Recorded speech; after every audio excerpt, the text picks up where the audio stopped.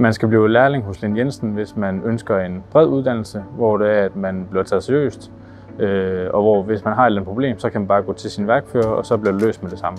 Jeg hedder Rasmus Askjær, og jeg er 3. års lærling hos Lind Jensen Maskinfabrik.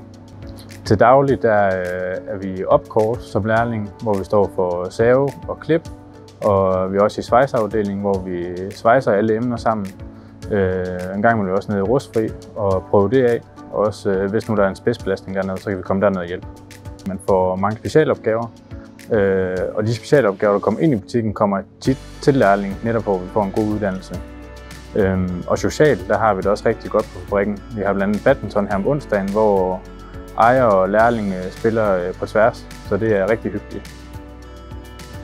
Jeg er i gang med mit 3. år på EUX Teknisk, hvor jeg går i skole nede i Skjern. Herude består mine arbejdsopgaver primært i opkort, her er den første del af min læretid, og så kommer vi mere ned i Schweiz, jo længere hen i uddannelsen vi kommer.